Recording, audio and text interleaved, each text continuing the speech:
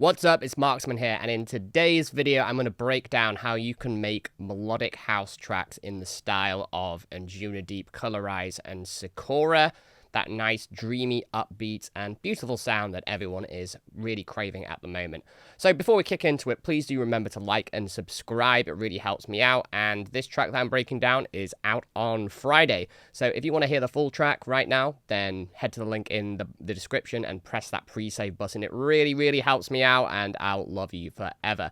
Anyway, let's jump into the video. So here we are in Ableton. This is the project file for the radio version of this, and I've turned off the master just so you can hear me talk over things.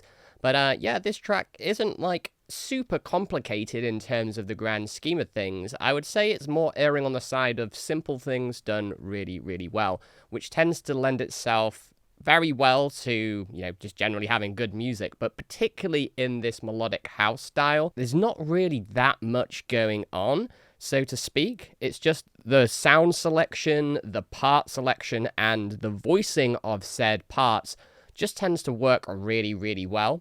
So let's just dive straight into it. So let's talk about the drums first. So let's just take a little listen here to the drums.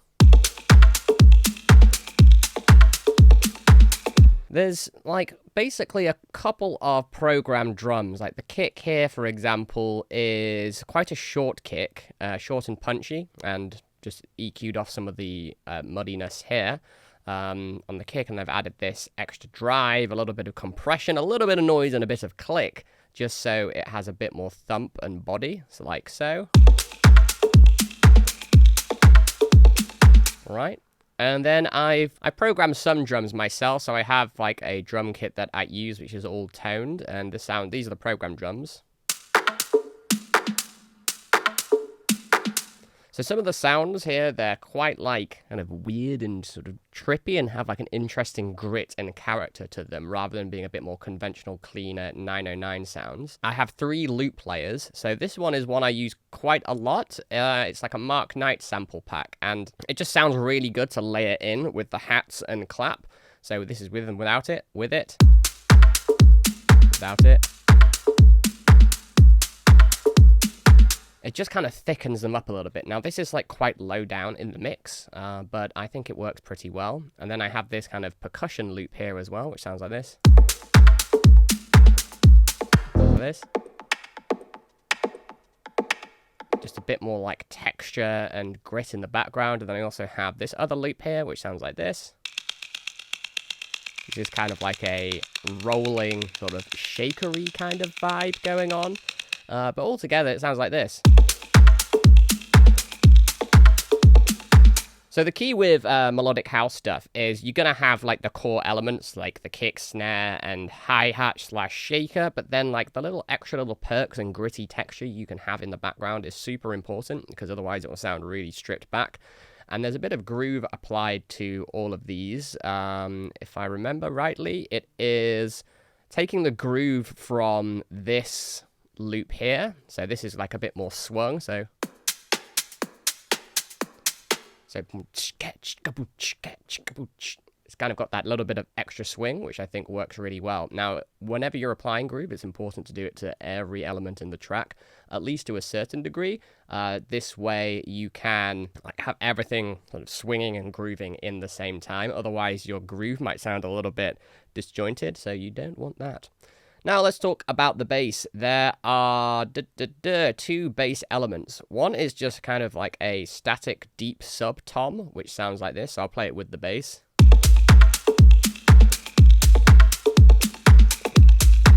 So it's just playing that really deep tom sound in the subs. Now there's been quite a lot of EQing going on here,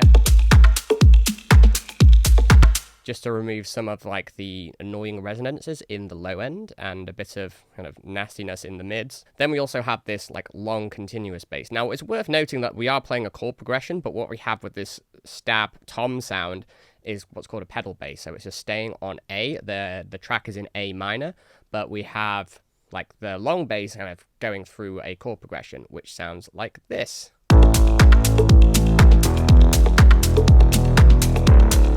And then I'm opening up the filter on this bass here, sporadically towards the end of each 8 bars, add a bit more tension, so you'll see it's gradually opening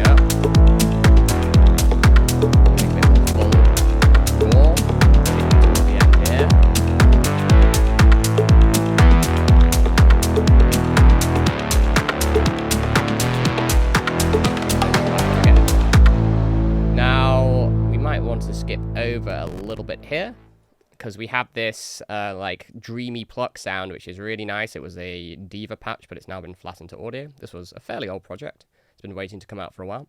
But it sounds like this.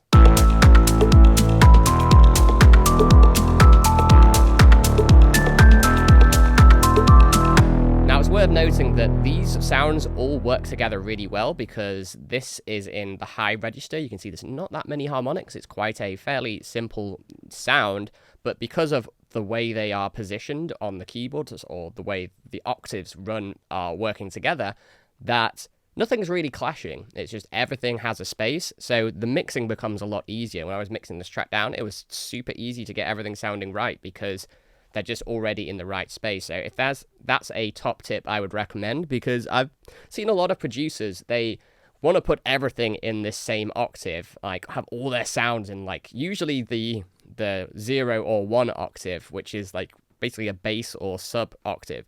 Now, things do sound really cool down there, but if everything is in the same octave, there's going to be so much stuff fighting for the same space, and it's going to be really difficult to carve out space, and you're going to have to do some really, really advanced mixing techniques to get it to sound how you would want. Whereas actually just pitching some things up an octave, or down an octave, or just in an octave where not many things are taking place is so critical, and making these decisions early on can really take your tracks to the next level and make the mixing much easier, the production much easier, and just generally your output much quicker, because rather than spending a lot of time trying to fix problems, you're totally avoiding them with smart decisions early on. Now, there is also this little pluck motif here, which sounds like this. Again, like, this is not competing in the same space that much. There's some harmonics, yes, but the main meat and body is in this kind of 200 plus to 1K range. Whereas this pluck here, the Dreamy one, is an octave higher. So it works pretty well. We also have this kind of up, which comes in and out, which is quite cool. It's an interesting patch. Play it in its full glory over here. Again, different octave to all of these sounds, so it just kind of gels together really, really well.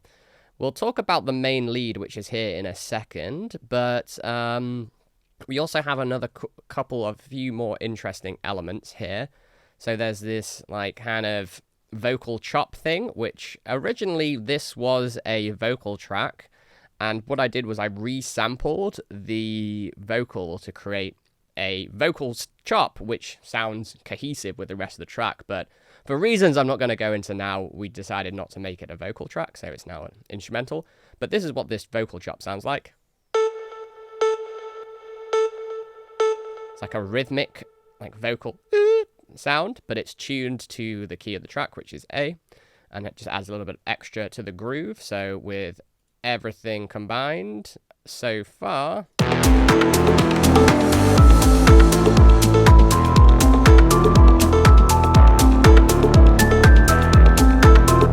everything's just kind of working together well because there's not much stuff clashing in the same space. I know I'm hammering this point home, but it's so important. Let's talk about this attack pad. So this is like a classic sound, which a lot of producers are using at the moment, which sounds like this. It's got a bit of an LFO on, where I was playing around with the LFO speed. I wish I could show you the actual MIDI of this so you can see the automation. But yeah, I'm playing with the LFO speed over time, and it's creating that cool sort of background ambience as well to the track.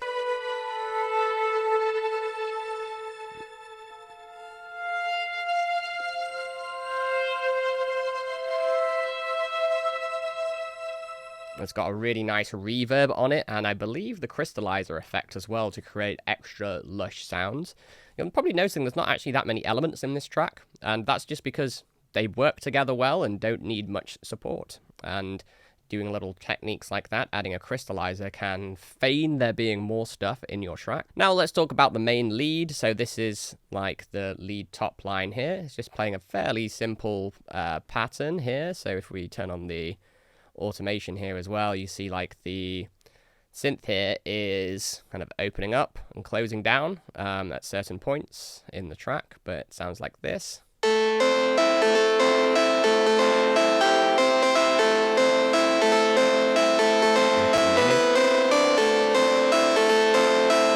So it's just mostly playing like an arpeggio on A minor, but then we have like kind of doubled up notes and then like a little kind of response thing going here. Again, with doubled up notes and then slight variations each time when it goes to the response. So that way we're like, basically the key to really awesome, catchy lead melodies is keeping it pretty simple and only choosing a few notes and repeating it a lot, but repetition without variation is going to get boring. So it's repeating a lot, but there's 3 repetitions of dun dun dun dun dun dun dun dun dun dun, and then there's sort of response there, and then it does 3 repetitions again, does something slightly different, and then each time it does that, it's a variation. So as you can see, this is a 16-bar loop. Now, coupled with the automation, that keeps it interesting over time, okay? So just check it out, how it evolves over time with the rest of the track here.